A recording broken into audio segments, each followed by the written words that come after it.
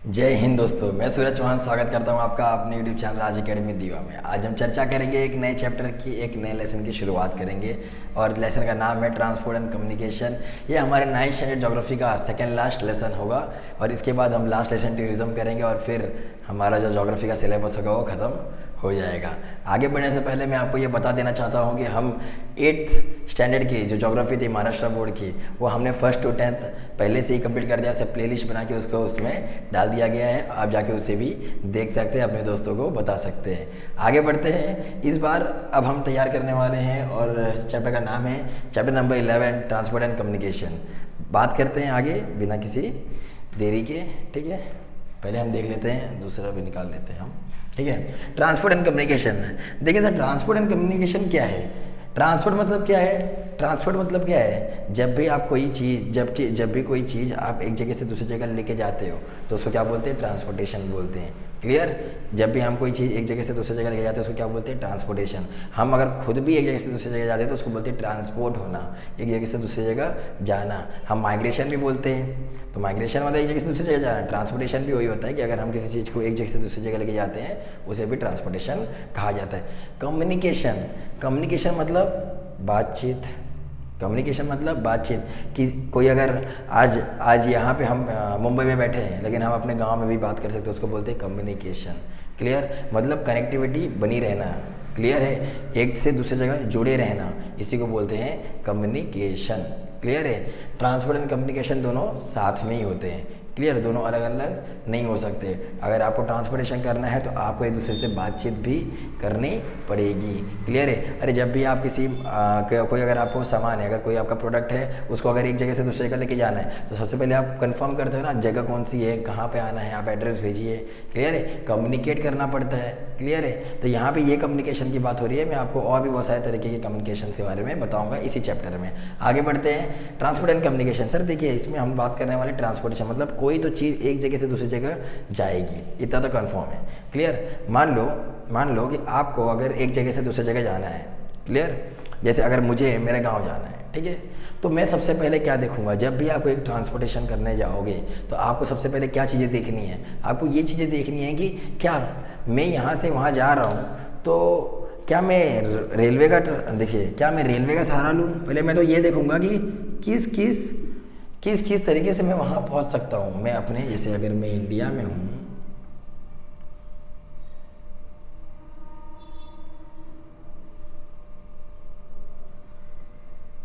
अगर मैं इंडिया में हूँ तो अगर इंडिया में मेरा गांव है उत्तर प्रदेश और मैं रहता हूँ महाराष्ट्र में, मुझे यहाँ से जाना है कहाँ पे? उत्तर प्रदेश। ठीक है? तो सबसे पहले मैं ये देखूंगा कि मेरे पास कौन कौन से ट्रांसपोर्टेशन है जिसकी वजह से मैं जा सकता हूँ। क्लियर?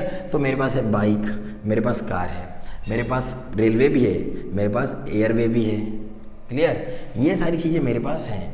अब मुझे डिसाइड करना है मैं किस तरीके से जा सकता हूँ। तो मैं पहले बोलूँगा बाइक से देखता हूँ, लेकिन मैं बोलूँगा नहीं बहुत पैसा लग जाएगा। क्या लग जाएगा? बहुत पैसा लग जाएगा। तो जब भी हम ट्रांसपोर्टेशन करते हैं तो सबसे पहले हम क्या देखते हैं? देखिए मैं आपको एक चीज़ बताऊँगा, कॉस्ट नंबर 1 आ जाएगा।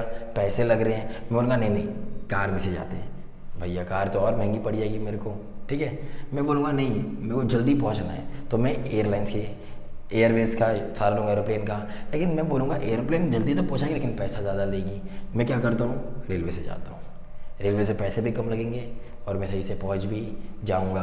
तो सबसे पहले मैं कॉस्ट देखा, फिर मैं देखूँगा कि कौन सी चीज़ मुझे कम पैसे में ज़्यादा जल्दी पहुँचा रही है, कम पैसे में जल्दी पहुँचा रही है। तो मैं टाइम भी देखूँगा, इसमें कॉस्ट भी देखूँगा, टाइम भी देखूँगा। प्लस अगर समझ जाओ कि मेरे को अगर कुछ बीमारी है, जैसे अगर कैसे बोले अपने आप को बीमारी दूँ, चलो मेरे को अगर मतलब समझा कोई भी बीमारी है, ऐसी बीमारी है जिसमें मेरे को अप डाउन ज़्यादा ना करना पड़े, बस एक जगह बैठे रहूँ और मैं चले जाऊँ। क्लियर है? तो अब उस चीज़ में मैं ये भी देखूँगा कि मुझे ज़्यादा झटके ना लगे, झटके लगेंगे तो मेरा सेहत ख़राब हो सकती है। क्लियर है? तो मैं ऐसी चीज़ देखूँगा कि ये भी ना हो। अगर झटके लगेंगे इसका मतलब जो जगह होगी वो ऊपर नीचे होगी, तो मैं वहाँ की फिजियोग्राफी भी देखूँगा कि नहीं।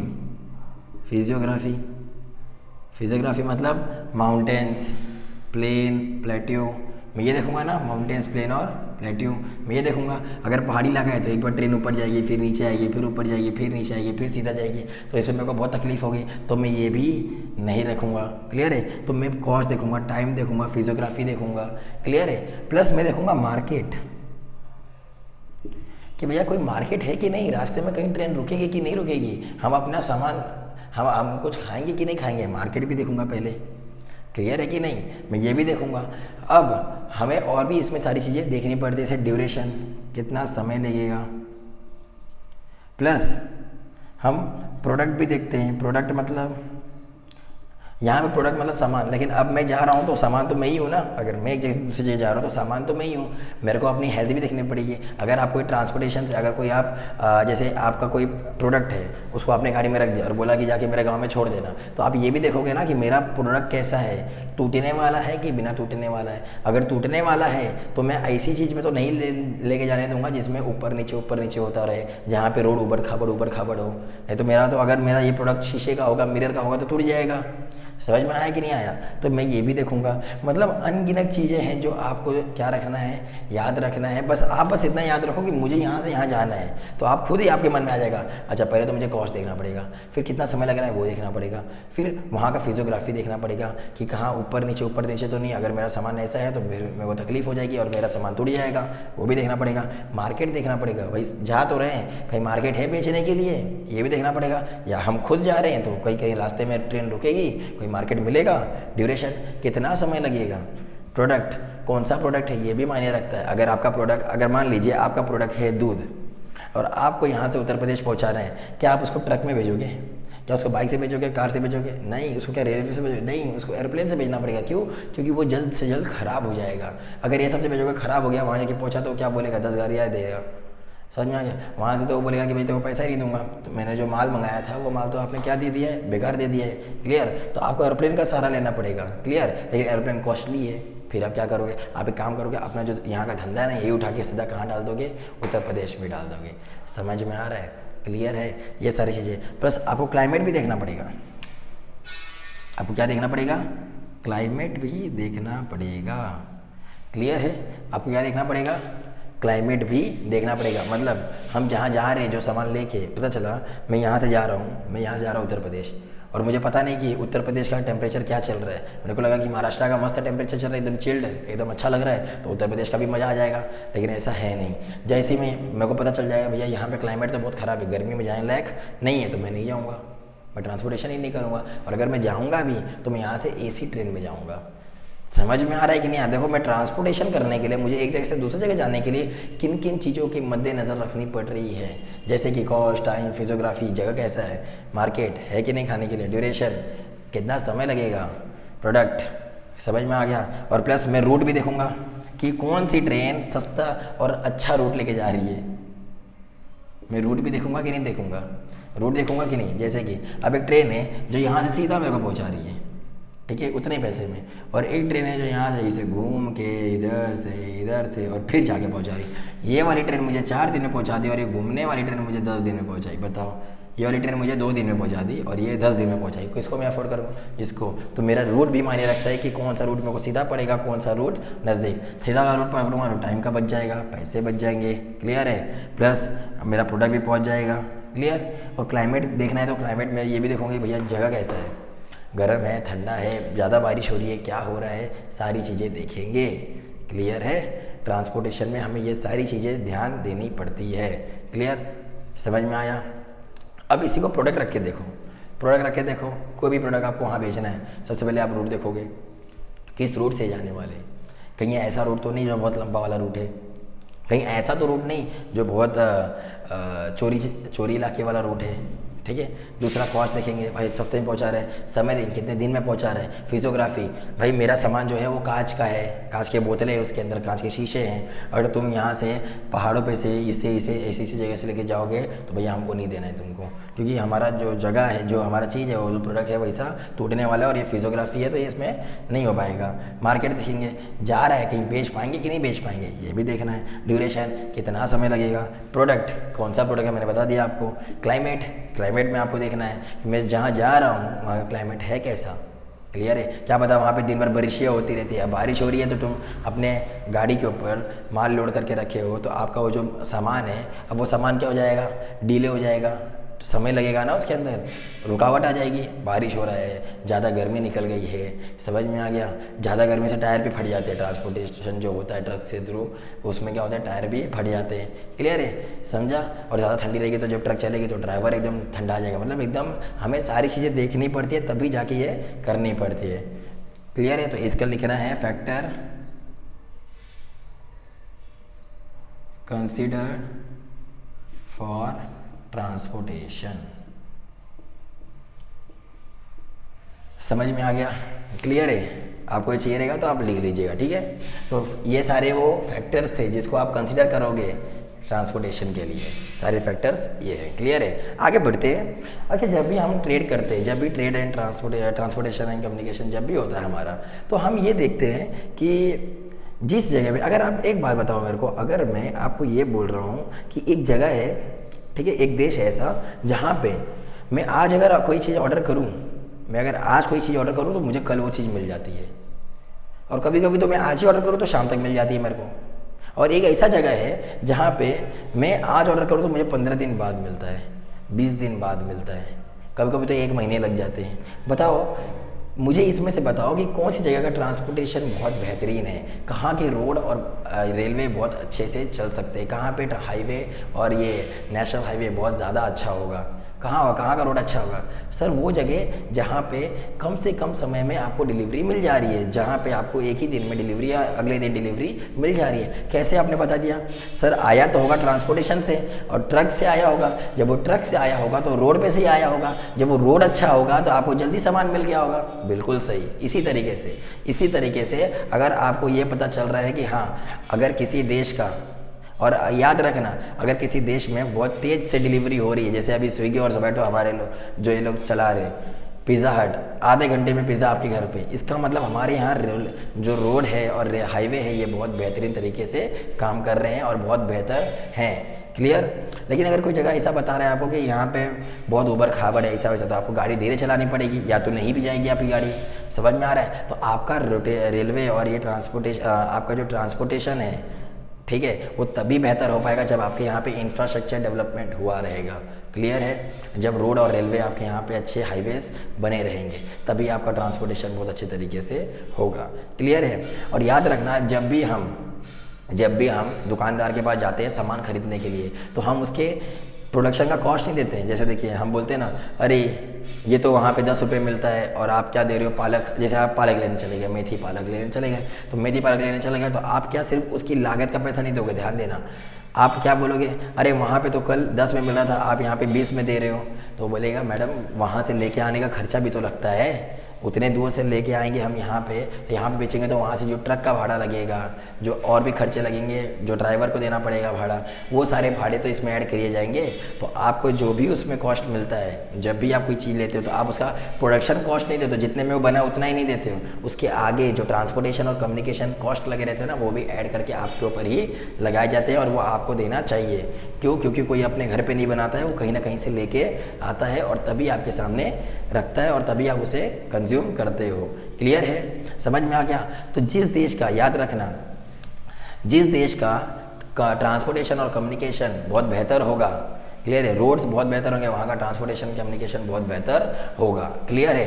तो अगर एक बात बताइए, मैंने आपको पिछले लेसन बताया था इंडस्ट्रियलाइजेशन में आपने इंडस्ट्री सेटअप कर ली थी। अब इंडस्ट्री सेटअप करने के लिए आपको कहाँ जाना पड़ेगा? टर्शरी सेक्टर में। प्राइमरी में तो नेचुरल रिसोर्सेज से बन गया, सेकेंडरी में मैन्युफैक्चर हो गया था, और टर्शरी में क्या हो गया था टर्शरी में? Service sector. तो ट्रांसपोर्टेशन किस में आएगा? सर्विस सेक्टर में आएगा।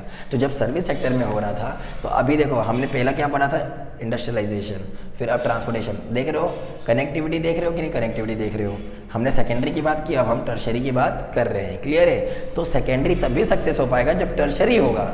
माल तो बन गया, चलो, लेकिन लेके जाने वाला भी तो चाहिए। समझ में आ रहा है? इसलिए हम ट्रांसपोर्टेशन एंड कम्युनिकेशन अगला लेसन पढ़ रहे हैं। क्लियर है? तो जिस देश का, तो अब हम ये कह सकते हैं कि अगर ट्रांसपोर्टेशन कम्युनिकेशन अच्छा हुआ तो देश तरक्की करेगा। सिर्फ ट्रांसपोर्टेशन कम्युनिकेशन अच्छे होने से नहीं मायने रखता है, हमारा इंडस्ट्रियलाइजेशन और इंडस्ट्रियलाइजेशन और ये प्राइमरी ऑक्यूपेशन भी अच्छा होना चाहिए, सेकेंडरी भी अच्छा होना चाहिए, प्राइमरी भी, क्योंकि सारे लोग एक दूसरे से इंटरलिंक है। अगर एक को भी हटा दिया आपने, अगर आपको प्राइमरी, सेकेंडरी और टर्शरी, हमने प्राइमरी सेकेंडरी पढ़ लिया था, इंडस्ट्री, टर्शरी, सर्विस सेक्टर, इन सब में से अगर आपने किसी को भी हटा दिया, एक को भी हटा दिया, तो सारे इफेक्ट हो जाएंगे। क्लियर है? तो जब हमारे यहाँ सेकेंडरी अच्छे से है तो टर्शरी भी, जब हमारा टर्शरी अच्छा है तो सेकेंडरी भी अच्छा होगा। क्लियर? तो जब हमारे यहाँ माल बनेंगे तो उसको एक जगह से दूसरी जगह लेके जाएंगे तो ट्रांसपोर्ट एंड कम्युनिकेशन होगा। इससे जब लोगों के पास पहुँचेगा तो लोग खर्चा करेंगे, जब लोग खर्चा करेंगे तो हमारी इकोनॉमी में वो कंट्रीब्यूट होगा। जब लोग पैसे का लेन देन करेंगे तो हमारी कंट्रीब्यूशन, हमारी इकोनॉमी में पैसे बढ़ेंगे। क्लियर है? और तभी हमारा देश ग्रो करेगा, तभी हमारा कंट्री क्या है वो ग्रो करेगा। और ग्रो कैसे करता है? जब हमारी जीडीपी बढ़ती है और पर कैपिटा इनकम बढ़ता है। सर जीडीपी क्या होता है? सर जीडीपी कुछ नहीं होता है, जब हमारे साल में, एक साल के अंदर जितने भी गुड्स एंड सर्विसेज, जैसे गुड्स सब सामान का लेन देन करते हैं, लेकिन सर्विसेज कैसे सर? सर सर्विसेज वो जो डॉक्टर देता है अपने मरीज़ को, जो लॉयर देता है अपने मौकिल को, ठीक है, और जो टीचर्स देते हैं अपने स्टूडेंट को, ये सर्विस ही है ना, ये भी तो सर्विस है। जो बैंक्स देते हैं आपको वो भी सर्विस ही है। तो जितने भी गुड्स एंड सर्विस एक साल में भारत के अंदर बन रहे हैं, उसी चीज़ का कैलकुलेशन जब पैसे में निकाला जाता है तो वही हमारी जीडीपी कहलाती है। क्लियर है? तो हमारी जीडीपी तो अभी ग्रो कर रही है, 3.5 ट्रिलियन डॉलर की इकोनॉमी है हमारी, ठीक है। और पीसीआई, पर कैपिटा इनकम, मतलब एक आदमी अपने पूरे जीवन काल, एक आदमी कितना खर्चा कर रहा है, एक आदमी मतलब दिन में कितने रुपए खा रहा है, कितना कमा रहा है, उसको बोलते हैं पर कैपिटा इनकम। क्लियर? एक दिन में कितना आदमी कमा रहा है उसको बोलते हैं पर कैपिटा इनकम। जब सारे लोग कमाते, देखिए इंडिया एक बहुत बड़ा पॉपुलेशन वाला देश है जहाँ पे सारे लोग कमाते नहीं हैं, इतना तो आप जान लीजिए, बहुत सारे लोग इसमें पुअर भी हैं। क्लियर?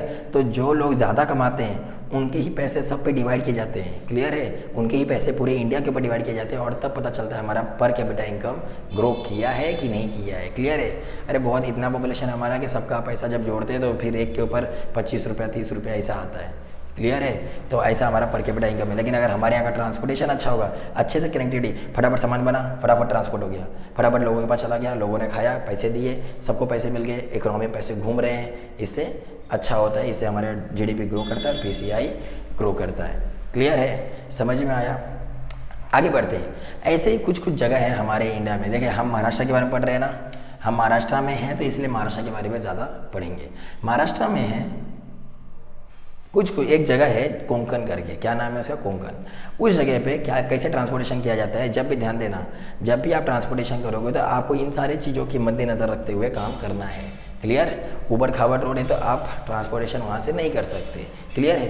तो कोंकण करके एक इलाका था जहाँ से लोग आपस में ट्रेड करते थे, लेकिन वहाँ का जो ट्रक का कॉस्ट था वो बहुत ज़्यादा लगता था। जो लोग ट्रक से अपने सामान भेजते थे वो पैसे बहुत ज़्यादा उसमें लगते थे। सब लोग बोलते थे जितने का हम सामान मंगाएंगे और सामान लेके यहाँ से जाएंगे उतना तो हमारा प्रॉफिट भी नहीं निकलेगा। क्लियर? इससे हम कुछ करेंगे ही नहीं। तो वहाँ की जो गवर्नमेंट है उन्होंने क्या निकाला, एक रोरो करके निकाला। रोरो क्या है सर? रोरो क्या है? मतलब कुछ नहीं है, एक रोल ऑफ और रोल ऑन करके। इसका मतलब क्या है कि यहाँ पे जो भी चीज़ें होगी, देखो कोंकण इलाका ये होता है, महाराष्ट्र जो इलाका है ना, ये वाला बॉर्डर जो सी से लगा हुआ है उसको कोंकण इलाका बोलते हैं। तो कोंकण रेलवे स्टेशन पे पहली एक ऐसी सर्विस चालू हुई जिसको बोलते थे रो रो। और ये रो का मतलब है रो ऑन रो ऑफ, ठीक है। रो ऑन मतलब और रो ऑफ मतलब सर इसका मतलब था कि यहाँ पे जो भी सारी चीज़ें बनेगी वो चीज़ें किस में लोड होगी? रेलवे में। और रेलवे जैसे अगर मेरे को यहाँ से जाना है, मान लो मुझे यहाँ से मुंबई से पुणे जाना है, ठीक है, याद रखो भाई, ऐसे ही बता रहा हूँ। तो मुंबई से अगर मुझे पुणे जाना है तो मुंबई से पुणे देखा जाएगा कि कौन सा रूट, कौन सी मालगाड़ी होती है ना, वो मालगाड़ी कौन सी वहाँ से गुजर रही है और कौन सी जाएगी। तो क्या करेंगे, अपना माल मालगाड़ी में डाल देंगे, रेलवे में डाल देंगे। अब रेलवे लेके चली जाएगी जहाँ तक कनेक्टिविटी रहेगी वहाँ तक लेके जाएगी, और जहाँ से कनेक्टिविटी नहीं रहेगी रेलवे बोलेंगे भैया इतने तक ही लेके जा सकती हूँ, इसके आगे नहीं लेके जा पाऊँगी। तो वो लोग बोलेंगे ठीक है, हम यहाँ से क्या कर लेंगे, ट्रक कर लेंगे। तब तो सस्ता पड़ेगा इनको। रेलवे एक तो कम पैसे में लेके भी जाती है और बाद में 8-10 किलोमीटर के लिए ट्रक ले लो, सस्ता पड़ जाएगा। क्लियर है? तो यही था रोरो। क्लियर? पॉलिसी थी जो महाराष्ट्र गवर्नमेंट ने लेके आई थी। सिर्फ पहली जो चली थी वो कहाँ चली थी? कोंकण रेलवे स्टेशन पे। क्लियर है? समझ में आ गया? बात करते हैं महाराष्ट्र के अंदर एक और डिस्ट्रिक्ट आता है, महाराष्ट्र के अंदर एक और डिस्ट्रिक्ट आता है जिसका नाम है, जैसे अगर ये महाराष्ट्र है, ये महाराष्ट्र है, ठीक है, ये महाराष्ट्र। अब महाराष्ट्र में एक यहाँ पे एक डिस्ट्रिक्ट पड़ता है, इसका नाम है सातारा। क्या नाम है इसका? सातारा। क्लियर? इसको रफ करूँ मैं?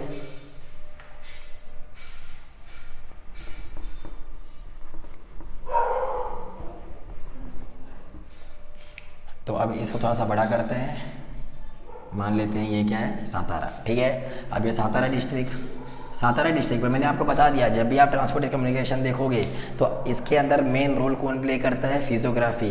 कहीं चढ़ान ढलान तो नहीं है? देखो, जब गाड़ी चढ़ान पे चलती है तो ज़्यादा पेट्रोल खाएगी। क्लियर है? जब नीचे उतरेगी तो एक्सीडेंट के चांसेस ज़्यादा हैं।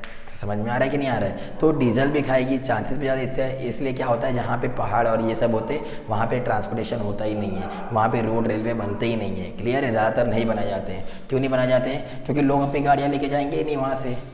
जब लेके ही नहीं जाएंगे तो वहाँ पे बना के मतलब क्या है? इसी वजह से जब आप सातारा को देखोगे तो बताया जाता है कि सातारा का जो वेस्टर्न पार्ट है, यहाँ पे आता है सह्याद्री माउंटेन। कौन सा माउंटेन? सह्याद्री माउंटेन। इसी को हम प्यार से बोलते हैं वेस्टर्न घाट्स। क्या बोलते हैं इसको? वेस्टर्न घाट्स। सह्याद्री माउंटेन को लोकल लोग सह्याद्री माउंटेन बोलते हैं, लेकिन इसको हम लोग क्या बोलते हैं? वेस्टर्न घाट्स। वेस्ट में पड़ता है ना, इंडिया के वेस्ट में पड़ रहा है ना, इसीलिए इसको बोलते हैं वेस्टर्न घाट्स। ठीक है, ये बोलते हैं कि यहाँ पे ना हमारे पास ट्रांसपोर्टेशन अच्छे नहीं है। क्यों अच्छे नहीं है सर? अभी तो आपने आंसर दे दिया कि ट्रांसपोर्टेशन इसलिए अच्छे नहीं है क्योंकि यहाँ पे हमारे पास बड़े बड़े पहाड़ हैं। क्या है? हमारे पास बड़े बड़े पहाड़ हैं। क्लियर? हमारे पास यहाँ पे बड़े बड़े पहाड़ हैं, प्लेट्यू है। ठीक है, लेकिन ये बोलते हैं कि सर, लेकिन हमारा जो ये वाला इलाका है ना, ये बहुत अच्छा वाला इलाका है, ये एलिवेटेड एरिया है। ये वाला क्या है? एलिवेटेड, मतलब उठा हुआ भाग है, एलिवेटेड एरिया है। लेकिन ये लो एलिवेटेड एरिया है, मतलब कम उठा हुआ भाग है। क्लियर? लेकिन जिसमें जो ये बीच वाला इलाका है, ये बहुत बेहतरीन है। जो बीच वाला इलाका है बहुत बेहतरीन है। इसलिए सर, अब बताइए, ये वाला इलाका बहुत बेहतरीन है, ये वाला इलाका एकदम ज़मीन से टच है, एकदम अच्छा है, समथर है। तो बताओ मेरे को, सबसे ज़्यादा रेलवे और रोडवे कहाँ बना रहेगा? सर यहीं बना रहेगा, यहीं सब रेलवे रोडवे जितने भी हैं सब यहीं से बाहर जाते रहेंगे। क्लियर है? और इसीलिए इसको बोलते हैं, इस जगह को बोलते हैं स्पार्सली पॉपुलेटेड। स्पार्सली या तो रोड या हाईवे बोल सकते हो। स्पार्सली पॉपुलेटेड रोड मतलब दूर दूर है, रोड है तो बहुत दूर दूर है, लेकिन यहाँ पे जो रोड है वो बहुत डेंसली हैं, नज़दीक नज़दीक है और बहुत घने हैं। डेंसली मतलब बहुत ज़्यादा यहीं पे हैं, डेंसली पॉपुलेटेड रोड। अब देखो, क्या आप यहाँ रहना पसंद करोगे? क्या आप भी यहाँ नहीं रहना पसंद करोगे? क्लियर है? आप यहाँ रहना पसंद, जहाँ आप रहोगे वहीं पे तो ट्रांसपोर्टेशन और होगा, कम्युनिकेशन होगा। समझ में आ गया? और यहाँ पे थोड़े मोड़े हैं लेकिन ठीक ठाक है, क्योंकि यहाँ पे ज़्यादा लोग रहते नहीं हैं। ज़्यादा लोग कहाँ रहते हैं? यहीं पे रहते हैं। इसलिए भी रहते हैं क्योंकि यहीं से बहुत सारी रिवर्स निकलती है, बहुत सारी रिवर्स फ्लो करती है। क्लियर है? इसमें से बहुत सारी रिवर भी फ्लो करती है, इस वजह से बहुत सारे लोग यहीं पे रहना पसंद करते हैं। क्लियर है? तो जब भी आप ट्रांसपोर्टेशन की बात करोगे, मेन इसमें आ जाएगा फिजियोग्राफी। माउंटेन तो नहीं है, प्लेट्यू तो नहीं है, कहीं ऊबड़ खाबड़ रोड तो नहीं है, वहाँ से तो कोई जाना पसंद करेगा नहीं, क्योंकि कोई ट्रक अगर वहाँ से जाएगा तो अपना ट्रक पूरा ख़राब कर देगा, इसलिए वहाँ से कोई जाएगा ही नहीं। क्लियर है? आई होप आपको ये सारी चीज़ें समझ में आई होगी, क्या क्या चीज़ें होती है जो हम ट्रांसपोर्टेशन के समय देखते हैं। क्लियर? क्या क्या करना रहता है आगे। ये सारी चीज़ें मैंने आपको बता दी, सातारा का एग्जांपल बता दिया। बीच में जो मिडल सातारा है, मिडल है, वो जगह फेवरेबल है फॉर हाईवेज एंड ट्रांसपोर्टेशन। इसके लिए ये वाला क्या है? स्पार्स, मतलब थोड़ा सा है स्पार्सली। यहाँ पे भी स्पार्सली है। क्यों? यहाँ पे पहाड़ है। यहाँ पे क्यों है? क्यों? यहाँ पे नदियाँ ज़्यादा नहीं है, नदियाँ बीच में है और यहीं पे सारा पॉपुलेशन है और यहीं पे सारी रेलवेज और रोडवेज ट्रांसपोर्टेशन यहीं पे हुए हैं। प्लस मैंने आपको रो भी बता दिया था। क्लियर? रो था, रो ऑफ था, उसका मैंने आपको बता दिया था। ठीक है? और प्लस मैंने आपको ये भी बता दिया पहली रेलवे स्टेशन कहाँ चली थी, पहली वो गाड़ी कहाँ चली थी, ये जो रोरो पॉलिसी थी वो कहाँ चली थी? कौन रेलवे स्टेशन पे चली थी। क्लियर है? समझ में आ गया? तो अगले पार्ट में हम ये बात करेंगे कि क्या क्या इंपॉर्टेंस, क्या क्या चीज़ें होती है ट्रांसपोर्टेशन से, हमारे देश को क्या क्या फ़ायदे होते हैं, वो हम बात करेंगे। उसके बाद कम्युनिकेशन की बात करेंगे नेक्स्ट चैप्टर और नेक्स्ट पार्ट में हम इसे ख़त्म कर देंगे। अगर आपको ये इसमें से ऐसा लगा होगा कि हाँ सर बहुत अच्छी जानकारी मिली है, तो आप हमारे चैनल को सब्सक्राइब कर सकते हैं, अपने दोस्तों में ज़्यादा से ज़्यादा इसे शेयर कर सकते हैं और हमारे वीडियोज़ को लाइक कर सकते हैं। ठीक है? मिलते हैं आपसे अगले पार्ट में, तब तक के लिए जय हिंद।